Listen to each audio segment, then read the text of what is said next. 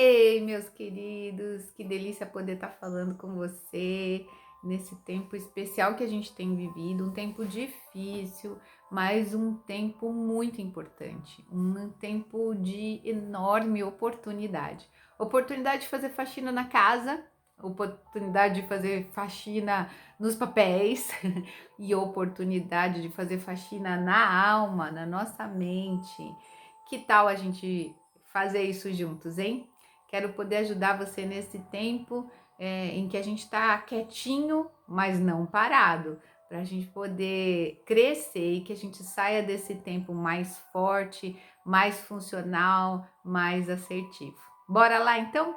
Nosso primeiro tema é sobre medo. E sem ter a pretensão de esgotar o assunto, e lembrando que tudo que a gente fala é só uma perspectiva, não é o total da história, a gente vai começar a comentar sobre isso. É um bate-papo mesmo, não tem também a pretensão de fazer uma palestra, mas de repartir para vocês, com vocês, um pouco daquilo que a gente já fala no consultório, né? Agora aberto para você, para as pessoas que você já reparte, que eu sei que aqueles que têm atendimento comigo, normalmente repartem tudo para a sua família. E são ferramentas tão especiais e tão pedagógicas, didáticas, que isso é possível.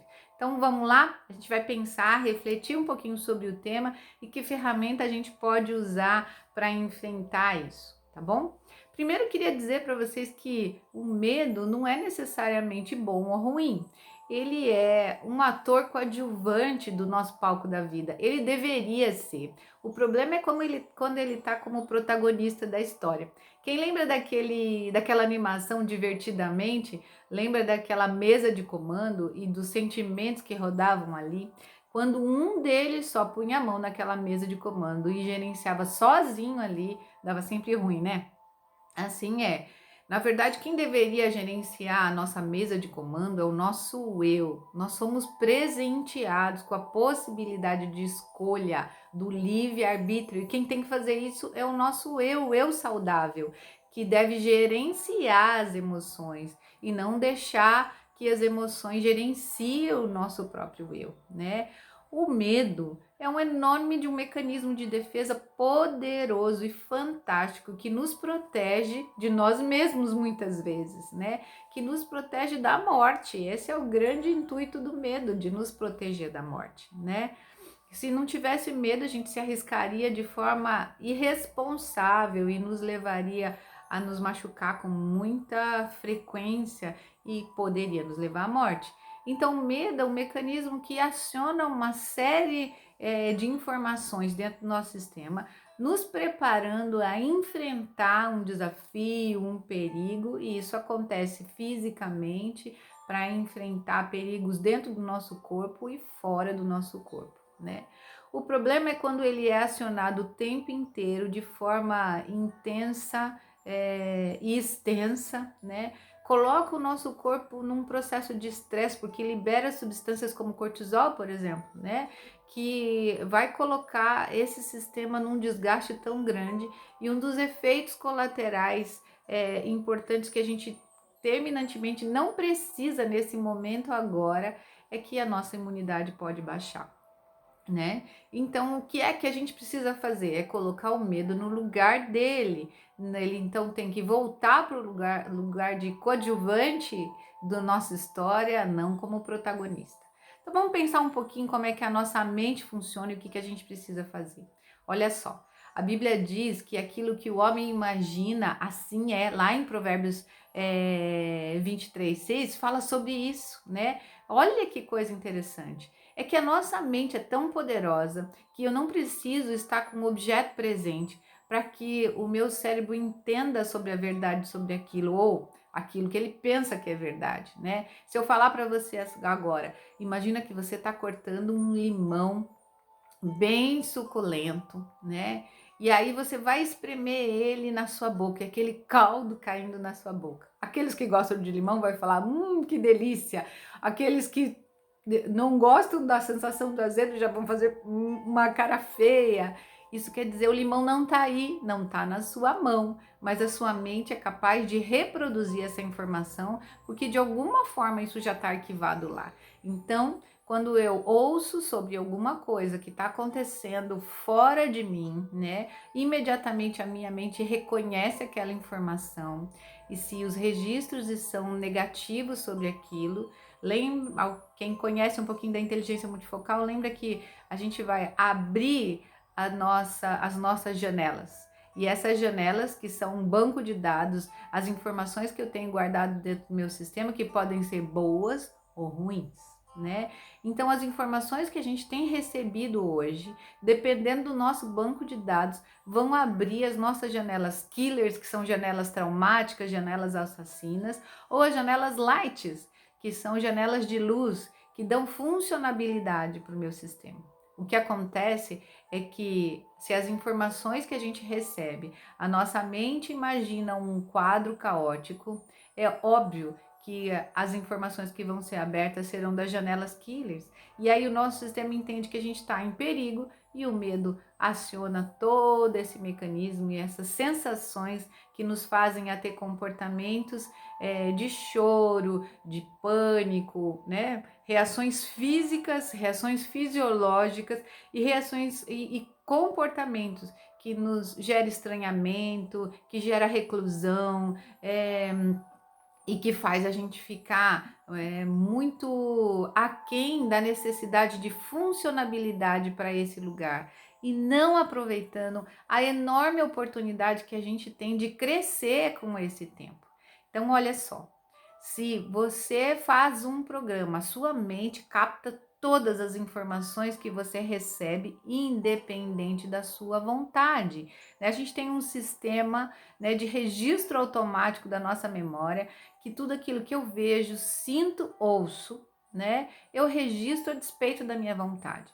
Agora, se eu for intencional, eu posso reforçar as informações boas, né, formar novas janelas lights e abrir as janelas lights que eu tenho, ampliando ela e podendo ter condições de formar bons pensamentos, né, que vão me levar a uma funcionabilidade maior, vão deixar o medo no lugar em que ele deve estar, o lugar de precaução, o lugar de respeito às situações que estão acontecendo, né, o lugar em que faz eu me preparar, me precaver, sim, tomar os cuidados necessários de higiene, de reclusão, como nós estamos agora, né, mas não vai me colocar numa situação de pavor que vai travar minha mente e eu não conseguir agir nesse momento.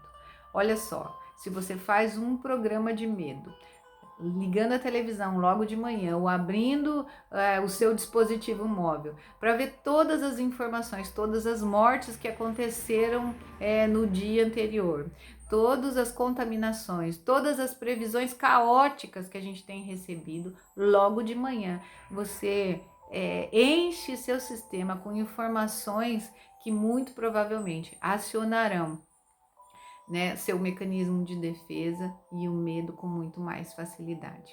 Então, a Bíblia também fala que a nossa boca fala daquilo que o coração está cheio. E eu vou usar um pouquinho mais de informação para isso, é que a nossa mente pensa aquilo que o nosso coração enche. Então, minha primeira dica é cuidado com o que você tem enchido o seu coração. Aquilo que enche o seu coração vai acionar e vai colocar, deslocar um personagem, né, que devia ser a coadjuvante da sua história, devia te ajudar a ser o protagonista da sua história, a assumir o controle do seu corpo, da sua mente, né? Algumas pessoas vêm para mim justamente num quadro disso, de ansiedade, de medo profundo ou de pânico, porque aquele mecanismo, né? Aquele personagem que devia ser seu ajudante, agora tomou conta da sua vida e você não controla mais ela. Você recebeu um presente do céu, né? Quando o Criador te fez, ele te deu um presente que é o livre-arbítrio, te deu um eu que é capaz de escolher aquilo que vai no palco da sua vida. Então você pode escolher hoje aonde o medo vai ocupar dentro de você. Vamos começar a pensando e olhando, refletindo o que é que você tem colocado para dentro do seu coração. que você tem ouvido todo dia, o que você tem visto, o que você tem comentado, o que você tem trocado de informações no WhatsApp, né? Pelas redes sociais, o que você tem ouvido, quais imagens você tem refletido na sua mente, porque aquilo que você imagina, assim é dentro de você, diz a Bíblia, né? Então, o que é que você tem enchido o seu coração? Tem um monte de coisas boas acontecendo, um monte de ações legais para você olhar. Você quer usar a internet? É o dispositivo de comunicação que você pode usar? Então, beleza. Comece a ver todas as ações de generosidade, né? Capte ideias para que você também possa fazer a diferença. A gente vai falar mais sobre isso nos nossos encontros posteriores, né? Veja o que está acontecendo de legal, né? Tem jornal das boas notícias, o Good News, você pode achar isso na internet. Tem muitas ideias para você, você que tem filho, tem um monte de gente, né? Portais de todos os jeitos, no YouTube, no Face. Se você pôr no Google, vai estar lá as informações de atividades que você pode fazer com as crianças, de como você melhorar a organização da sua casa. Tem um monte de ideias legais. Procure, enche a sua mente de coisas especiais. Quando você trocar com seus amigos, né, informações, procure informações positivas também do que tem acontecido, ideias que têm sido repartidas. Brasileiro, como diz meus filhos, tem que ser estudado pela NASA, né? Consegue fazer piada de tudo. Então se divirta também nesse tempo, ria bastante. Rir é o melhor negócio, né? Rir aumenta o seu sistema de defesa de forma adequada, funcional, né? E aí você aumenta a sua imunidade, né? Ria, ame. Você não pode abraçar fisicamente, abrace virtualmente com palavras de carinho com as pessoas que estão do seu lado. Grande oportunidade da gente elogiar pessoas. Você lembra de pessoas que você quer ser grato? Nós vamos falar também bastante de gratidão, né? Momento de você fazer uma reflexão. Tem pessoas que fizeram tanta diferença na sua vida, e quantas vezes você diz para ela o quanto é importante, né? Aumente as janelas light dessa pessoa, assim também aumenta a sua, né? Então vamos colocar, nossa primeira ferramenta é a gente cuidar com aquilo que tem enchido o nosso coração, aumentado o nosso banco de dados, que alimenta a nossa estrutura de pensamento, né? E que faz o medo passar de ator coadjuvante para protagonista da história. Vamos olhar um pouquinho para isso com um coração intencional. E a palavra de hoje é intencionalidade. Na verdade, vai ser a palavra dos nossos próximos dias. Como você tem sido intencional? As informações são importantes. Você precisa delas para entender um pouco mais como você pode lidar nesses dias. Mas você pode ser intencional, colocando de forma precisa, escolhendo as informações que vão dentro de você, a potência dessas informações dentro de você.